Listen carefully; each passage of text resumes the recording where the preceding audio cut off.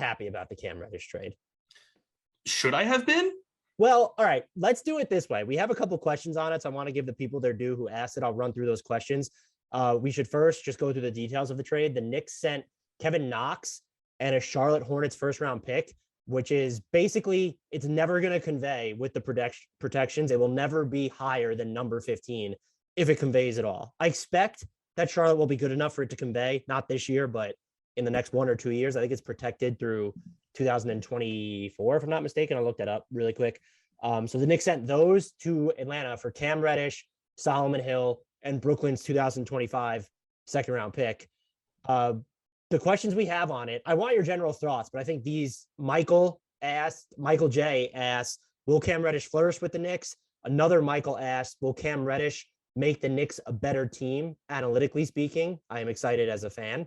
So those were the two questions I highlighted out of it. And before we really get into them a little bit, I do want your general thoughts on that trade, because they were, insofar as your takes get spicy, they felt fairly spicy. The general take is like, what is Atlanta doing here? You know, I think that if you evaluate this purely in terms of production, then they might have recouped somewhat reasonable value for Cam Reddish, but that's not really the lens through which we want to evaluate this, because Reddish isn't going to turn 23 until September 1st. And if you watch him for any amount of time, you can see the potential just oozing forth. Is it consistent? No. Is it pretty? No. But it's there. And, you know, we have players coming into the league at this age. So he's been held back by injuries. He's been held back by the depth of the Atlanta rotation, which has prevented him from carving out a more significant role and learning through some of these mistakes. I mean, to this point in his career, he has yet to top 28.8 minutes per game, which came last season. In his 34 games for Atlanta this season, 23.4 minutes per game.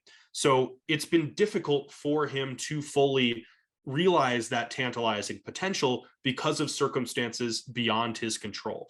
But for this player who was drafted number 10 overall in 2019 to get traded for what essentially amounts to nothing, you know, we're talking about what is eventually going to convey as a couple of second-round picks, and you're sending picks back in the other direction to New York as well. And Kevin Knox, who is not nearly as intriguing and most likely will not crack the Hawks' rotation. It's just baffling that they're willing to sell this low unless it's done in conjunction with subsequent moves, which we can't rule out to this point because Atlanta remains a organization set up well to make some sort of consolidation trade. It has a number of pieces. We've heard the rumors about Ben Simmons' interests, and you can throw out any number of other players who could make sense here. But it mostly, to me, just continues a trend of Atlanta treating its young players kind of weirdly. You know, we also heard this report come out today, and I can't for the life of me remember who it came from. Was it Jake Fisher, I think, from Bleacher Report, who said that Clint Capella and Trae Young were the only players that the Hawks are not shopping. So is Onyeka Okongwu included in that? And if he is, like, why hasn't he even been playing when Clint Capella hasn't been available? If you're not going to play him and you're going to trade him, then why didn't you go a different direction? Cough Tyrese Halliburton cough back when he was selected. Like it just, to me, it continues just a strange trend of internal evaluation of Atlanta's own players. I do agree with you. I think what's interesting here when looking at it from the Hawks perspective, it doesn't seem like his value is all that high around the league, because there were the reports that the Lakers offered 2 seconds for him, which that's not even something you would offer as a joke unless you thought that his value could fall that low. And you're looking at this pick from Charlotte, which is top 18 protected this year, top 16 protected next year, and then lottery protected for 2 seasons, taking us through 2025. And then it turns into 2 seconds. So it's, I've thought about this now. I don't understand. This is not, I think people have talked about they're a little bit afraid of what it's going to cost to retain this roster. I'm sure they are. The free agency piece is big here. And I did not mention that in my rant, but that does have to inform the decision a little bit. It's also a little bit, but also not a ton, because he has another year left on his rookie scale. It's like they have a season to figure this out. And what was he going to command that you were so fearful? You'd make this move, in my opinion. See, if you think that let's just estimate this. Let's say Charlotte's pick conveys in 2024. What you're now saying is, because that's not a pick you intend on keeping and using, and if it is, we need to talk about the Hawks franchise. You're saying that asset will be more valuable in a trade than Cam Reddish, which I actually don't, which is why I've tried to, I still can't even put together coherent thoughts on this trade anymore from New York's perspective, because I actually see the line of thinking where this pick might be more valuable than Cam Reddish, just because you're looking at, he was unhappy in his role, wanted to do more with the ball in his hands. Yes, we know about the game against Milwaukee in the playoffs last year. We know about the flashes, but like, this is someone who has 174 turnovers for his career against 160 assists. It's not like he's shown a ton of off-ball creation. His mid-range shot selection is bad, and the percentages on his mid-range shooting are not pretty. He is, I think you can say that about his offense in general for the most part. I mean, he's shooting 37+% from three this year, which is a big deal, but 27% from mid-range this year. And his, 30% of his shots are coming from there. That's not an insignificant amount. So if you're the Knicks, I don't even want to get into the Knicks. I'm doing this from the Hawks perspective first. I think you could talk yourself into being next year or even this summer, if that's when you were going to move Cam Reddish, has more value? That, let's just say a 2024 first that will convey, let's say conveys in the bottom 10. Does that have more value than Cam Reddish, who's about to make maybe between $12 and $18 million a year? I think that might appeal in trade packages to more teams. I get the youth aspect. I get what he can do defensively, but I haven't seen that from him this year, at least. He just hasn't. I would disagree with that. I think that the defense has still been there, but it's been tougher for him to look like he's excelling on the defensive end because the rest of the defense is such garbage around him. But just the difficulty of the matchups he's asked to go up against, the roles that he's asked to face off against, those to me are telling that he's the one entrusted with those responsibilities. The numbers don't necessarily bear it out, where he's grading worse defensively in terms of virtually every defensive metric than he has in either of his first two seasons with the Hawks. But I think that's in large part because the personnel, the inconsistency of availability this season, the lack of cohesion with the lineup that should have featured so much continuity because so many pieces were brought back. All of those factors are working against him. But I think you can still see the pieces, the skill set is there. I suppose.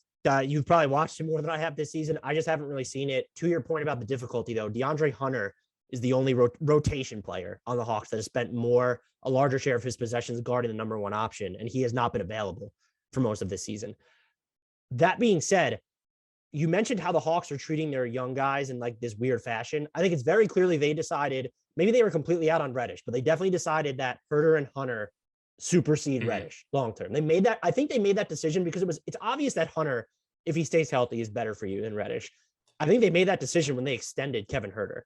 And I think it's the right decision, but it was made prematurely. It didn't have to be made at this stage. I think I might be more TBD, like wait and see past the trade deadline before really slamming them for this, because my assumption is, you mentioned all this stuff about Onyeka Okongwu and then even the Hunter Herter things. They need a consolidation trade at this point. Like, you have guys, John Collins, Cam Reddish, who are unhappy with their roles. You have someone like Onyeka Okongwu, but there's Clint Capella in front of him, and you do need to play John Collins at the 5. There's Jalen Johnson there's a case for him to being groomed in the front court moving forward. This leads me to believe, no insight here whatsoever, because this is a team that has to go for it this season. I know Travis Schlenk kind of shit all over them on the radio a week or whatever it was ago, but like, you are still trying to compete this year. You have to do something at the trade deadline. My assumption here is now that in talking with teams and going after what I assume is like a 3-4 combo guy, they were higher on this first round pick or a first round pick over Reddish in a trade going back for that player. I'm sure they probably would have preferred DeAndre Hunter. You can't really get Kevin Herter because of the poison pill. It just becomes too difficult to maneuver the outgoing and inbound salary values.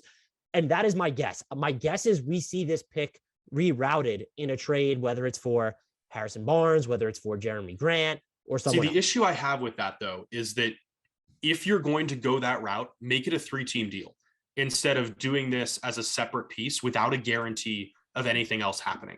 Because ultimately, if everything else falls through the cracks, if they're pursuing Ben Simmons, we have no idea what the fuck is going to happen there. If they're pursuing Harrison Barnes, guess what? So are a bunch of other teams.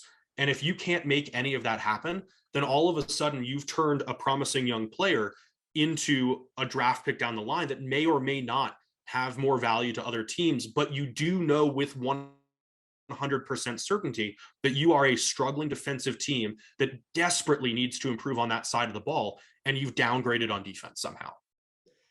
My question here then would be, if something gets made, if some other move gets made, then yes, I think the evaluation of this trade changes dramatically, assuming that pick that was just acquired is used in that subsequent move. But until that happens, it's tough for me to accept this timeline. So my devil's advocate play here would be, there's no guarantee that the Knicks would still have this pick had you waited, because they need, if they want this, to me, and we'll get into them in a second, felt more like win now than a flyer once we get into it. Maybe they were going to turn around and, they could have traded for Robert Covington and help get the Blazers under the tax or something. And I don't know that would have cost them a first round pick, but they might not have wanted Cam Reddish. They probably also wanted to maximize the time he was with them because he is extension eligible this summer. And I think every game at this stage would count for them there. What other team then was giving you a first round pick for Cam Reddish? And I'm not asking you to tell me that team, but like, can you even think of a team off the top of your head that should have given a first round pick for Cam Reddish? Not necessarily, but I think that the timing still matters here, because this trade happened on January 13th. The trade deadline is still about a month away, and players' values ramp up when we're in closer proximity to the trade deadline because there's a greater sense of desperation. So if the Knicks are treating Reddish as a win now move, which it certainly seems like they are, it feels like a reasonably confident assumption that there's going to be another team out there that would be willing to play the facilitation role by including, again, not just a first round pick, but a heavily protected first round pick that might turn into 2 seconds down the line to get Reddish while facilitating a bigger move for Atlanta. I think the timing just feels so off to me. I think it got to a point where they were just concerned that he might have not tanked his value. If he was going to if he was going to tank his value by being a malcontent, by seeing the performance drop even more, then there's your reasoning in and of itself. Well, I think the other thing here is that basically since Thanksgiving, he's been at sub 40% from 2. And if they couldn't figure out, I would say that's been the case since like 2016. But and you look at his on-off splits for his career. He's shooting over 40% from 2 for his career, just FYI. But I think when you look at his on-off splits as well, I'm not sure teams are even putting stock in this. The Hawks have essentially just never been better when he's on the floor for the most part. And I do think a lot of that has to do with lineup context. And again, you go throughout his career, look at the defensive matchup data, look at the time he spent guarding the number 1 spots. He'll be classified as going against wings, but we also know he's defending a lot from the point of attack. That is still concerning that the past 2 years, the Hawks have been demonstratively worse with him on the court. And his net rating swing this year, or their net rating swing, sorry, I hate attaching it to one player. They're 17.4 points better per 100 possessions when he's off the court. And they're 12.9 points per 100 possessions worse. The only issue I have there is the confounding variable of Trae Young, because Reddish hasn't played as much with Young. And we know that he causes a gigantic swing. For offense, the defense, the fact that you're worse defensively when your minutes are untethered from Young, I agree with you offensively. I was actually going to make that point before you were just so rude, but actually astute about it. It was the fact that you've been worse defensively the past 2 seasons. And I didn't look at how much he was untethered from Young last year, but this season there has been minutes where he's been just not playing alongside Young like a lion's share of the time. And your defense is worse. Like everyone is culpable. It's not just him.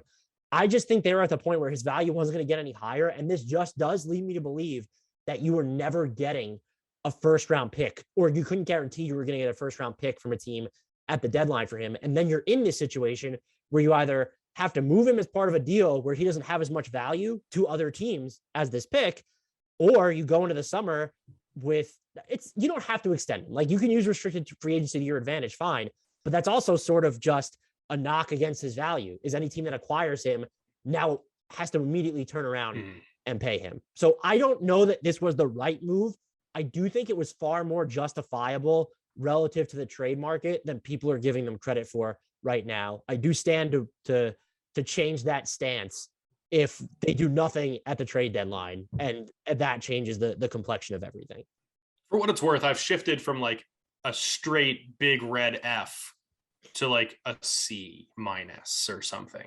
I still don't think it's a good move, but it isn't this like glaring awful mistake that it initially seemed to be. Yeah, I would still like you. I said my grade is TBD. I might go C, even as high as a C here, which is fair value to me. You could point out, why wouldn't you have moved him over the summer? Could you have gotten more then? He was widely available across the league over the offseason. And so this is not a lack of due diligence on Atlanta's part. I don't think this is just they didn't search enough. They either held on to him too long, or the market was really just not as frothy as people expected. And the Hawks season has gone nothing like it was expected to.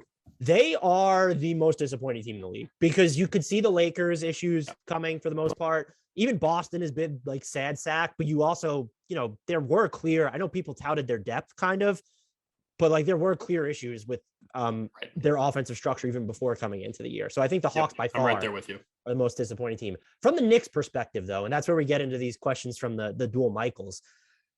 I'm going to answer them first. I do not think it's guaranteed that Cam Reddish flourishes in New York. And to me, I view this as more of a win now. I think it's a decent flyer to make. But again, the fact that the Hawks made it leads me to believe that the Hornets pick had more value around the league, not to the Knicks, but around the league than Cam Reddish. And so you are resting a little bit of his value on rebooting it if you want to reroute him later, or if you want to keep him.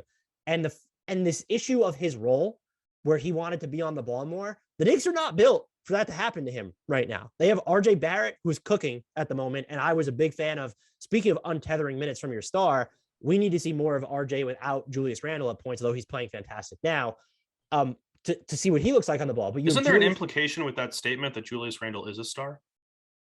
Yeah, I didn't mean to call him. Julius Randle's not a star. I apologize for that. That was just. I've seen enough angry texts from you over the last month or so that I feel like I had to call that one out. There's my retraction. Julius Randle's not a star. But between Randle, when Rose is healthy, when Kemba is healthy, which I recognize neither of them are right now, you have Alec Burks.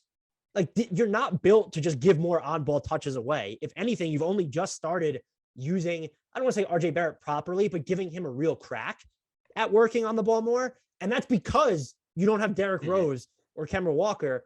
And Cam Reddish has not, let's be clear, Cam Reddish has not done enough to just warrant more on-ball volume. That's without question. And even his off-ball shooting has been good. He's shooting 41.9% on catch and shoot threes this year. Would you care to guess what he's shooting on off the dribble threes?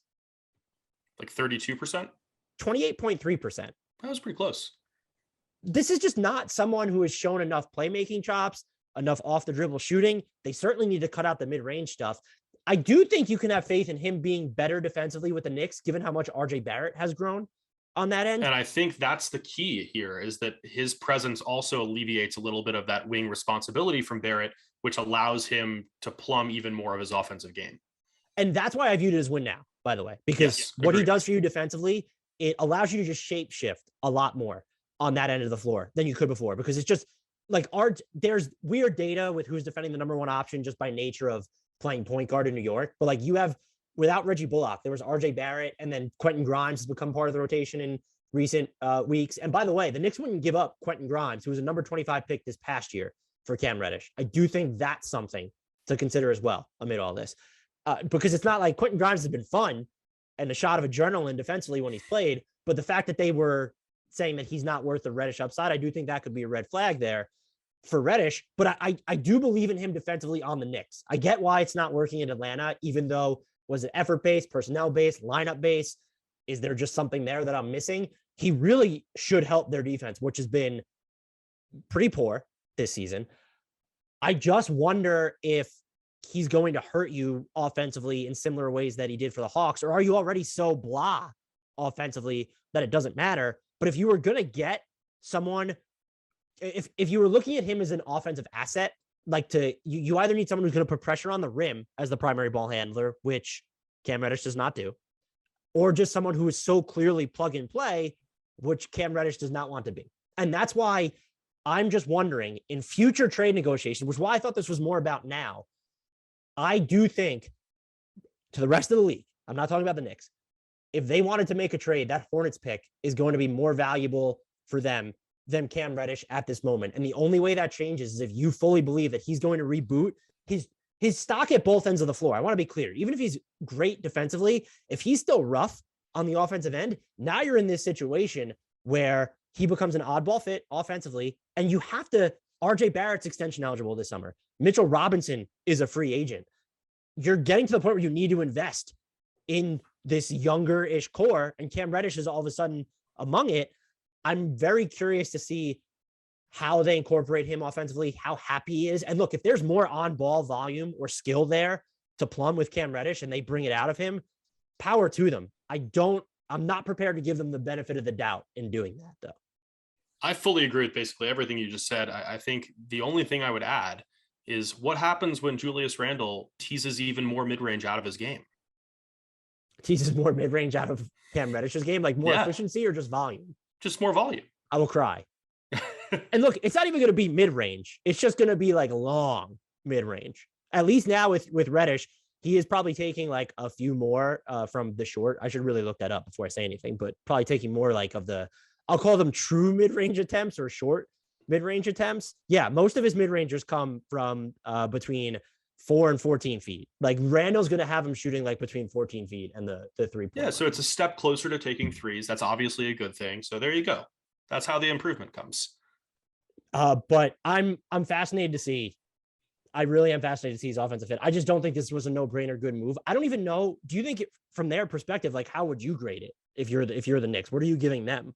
Probably like a C also, just because I agree with you about the value of that Charlotte pick. I think the one variable that it's been tossed around facetiously to some extent, I think on Twitter, but also seems to have like some validity is what if this does enable the Knicks to make more of a Zion Williamson play? Because RJ Barrett and Cam Reddish did both play with him at Duke. If there is any appeal whatsoever, because we already know that Zion seems to be a flight risk from New Orleans, might have his eyes on New York because he said positive things about the organization and Madison Square Garden in the past. He also said that it was going to be RJ's team, and lo and behold, it became RJ's team. Yeah, so like I know that it is mostly a joke, I think, but there might be like a kernel of truth there where this could be, at least in small part, a recruiting pitch. I will say the Knicks historically are not above thinking that way. And that includes this front office. They were the front office that was in charge when the Kevin Durant, Kyrie Irving stuff happened. They're not above thinking that way. It would be the most fucking inane thing if that's how they were viewing this, because at the most, let's assume Zion becomes available. What is the pathway to getting Zion to New York without giving up one of, if not both, of RJ Barrett and Cam Reddish right now? No, I mean, obviously, I don't really think that there's too much validity to it, but I do think that there is enough of that kernel of truth that it's worth at least mentioning. And again, I do think he helps them defensively. Oh, Mark Berman of the New York Post, by the way, reported this. I don't know if you saw that, but his sources told him that RJ and Cam didn't get along at Duke. And I don't know how much stock to place in that. I'm not going to place a ton of it, but food for thought. If we're going to say, oh, is this a recruiting pitch for Zion? Then we have to at least place some value in that report. And the final thing I'll say on this, which is what really concerns me about this move, is Cam Reddish wasn't great offensively at Duke because he had to be shoehorned into the type of role the Hawks were asking to play him now, and the Knicks probably need him to play now. So what is good about this is it's not a huge swing. And there is a chance, I don't think it's likely, but there is a chance that Hornets pick turns into 2 seconds by 2025. Let's just like this. I think there's a serious chance of that. You're effectively saying that they'll be a lottery team by then, which feels absurd because of LaMelo. But like Gordon Hayward's going to get older. He's been good. I was wrong about the contract. I always thought the fit was good, but I thought the contract would look heinous after year 2. We're in year 2. It does not. So I was wrong about that. But to me, it's less about the personnel and more about the temporal distance, where like a lot can change really quickly in the NBA. And that would be another reason protecting a pick that far out is always a dangerous proposition. And that would be another reason to make that move is if you don't, let's say you don't think it's going to convey by 2024. You've just internally decided as an organization. So you don't know what's going to happen in 2025. Would you rather have this year and a half of Cam Reddish getting a flyer on someone who has shown in the past that he could be good defensively and has had, do we call them like offensive, like fleeting instances of just flashes in the pan would be the best way to call it? Or would you rather have 2 seconds? And so they've made that evaluation. Maybe I don't agree, but that's a fair way to look at it. So I don't think this is a bad trade by the Knicks. I was surprised at how many people just thought it was a flat out home run. Maybe they're really high on that Brooklyn 2015 second round pick. So, but I think it was justifiable, bordering on good, but I don't think it was absent like complexity or potential pitfalls is just what I'm getting at. I think I'm at like a C- for Atlanta and a C+ for New York. I don't think it's a great trade for either team, but I do think that C+ for New York carries significant more upside, where Atlanta's hinges on a subsequent trade that we don't know will happen, and we don't know if it will be a good move if it does. Whereas for New York to hit on this trade, it just needs a top 10 pick who is still 22 years old to show more of the potential that we've already seen in fleeting bursts. When we do trade deadline grades, or at least when I do it, whether it's you or a guest, it'll be, I'm anxious to revisit this from Atlanta's perspective than the Knicks. The Knicks is just, you didn't acquire him with the intention of rerouting him because he can really only be traded singularly at this point, not as part of this other package. So, but I tried to lay out Atlanta's thinking. We'll have to see. We'll know by 3 p.m. February 10th, whether that's where they were headed. And look, if they don't do anything after this, I will absolutely brutalize their thinking here. I guess you could still view that pick as valuable in the offseason, but like that pick cannot be in Atlanta or used in a trade that's just as seemingly marginal as this one. It needs to be as part of like a bigger consolidation swing. Yep.